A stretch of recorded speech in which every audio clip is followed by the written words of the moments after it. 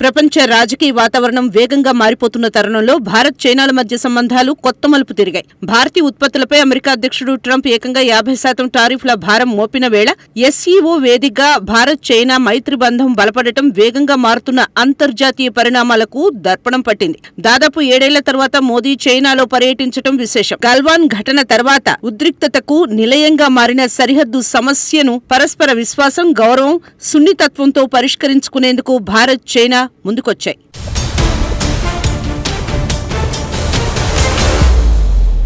SCO శిఖరాగ్ర సదస్సు సన్నాహక భేటీలో భాగంగా భారత ప్రధాని మోదీ, చైనా అధ్యక్షుడు షీ జిన్పింగ్ సమావేశమై కీలక నిర్ణయాలు తీసుకున్నారు.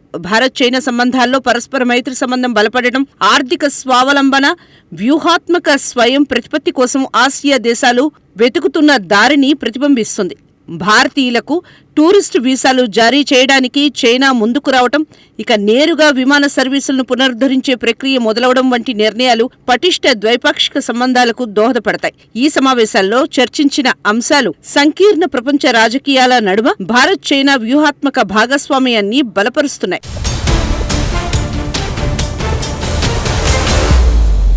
ఈ భేటీలో ఒక ఇంపార్టెంట్ టాపిక్ ఏమిటంటే, మూడో దేశ జోక్యాన్ని అనుమతించకుండా పరస్పర వ్యూహాత్మక సార్వభౌమత్వాన్ని గౌరవించుకోవాలని ఇరు దేశాల మధ్య అంగీకారం ఏర్పడింది. ఇది భారతదేశం, చైనా రెండూ తమ స్వతంత్రతను కాపాడుకుంటూనే పరస్పర ప్రయోజనాల కోసం కలిసి పనిచేయాలన్న దృఢ సంకల్పంతో ఉన్నారు. అలాగే ఈ సమావేశంలో చర్చకు వచ్చిన మరో అంశం చైనా కంపెనీలకు భారత్లో అవకాశాలు కల్పించడం ద్వారా విద్యుత్ వాహన రంగాన్ని వేగంగా అభివృద్ధి చేయడంపై దృష్టి పెట్టడం. భారతదేశంలో పెరుగుతున్న ఈ వాహన అవసరాన్ని తీర్చడంలో ఈ సహకారం కీలక పాత్ర పోషించగలదు.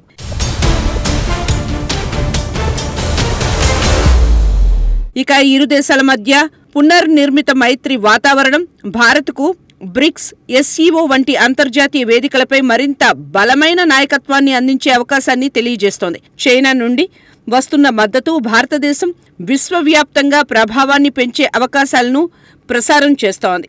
పంచశీల సూత్రాల ఆధారంగా ద్వైపాక్షిక సంబంధాలను పునరుద్ధరించగలిగితే ప్రాంతీయ స్థిరత్వాన్ని దోహదం చేస్తాయి.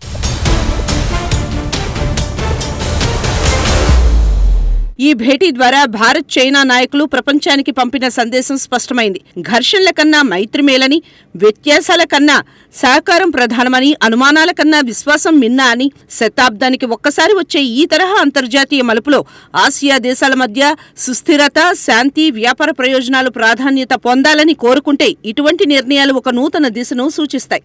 భారత్ చైనా మైత్రి బంధం ఇప్పటివరకు అనేక అడ్డంకులు ఎదుర్కొంది. అయితే ఇప్పుడు ఆ బంధాన్ని భవిష్యత్ తరాల సంక్షేమం దృష్టిలో ఉంచుకొని మలచాల్సిన సమయం వచ్చింది. రాజకీయాలను పక్కనబెట్టి ప్రజల అవసరాలకు అనుగుణంగా వ్యవహరించగలిగితే భారత్ చైనా బంధం కేవలం ద్వైపాక్షికం కాక ప్రపంచ శాంతికి మార్గదర్శకంగా నిలవగలదు.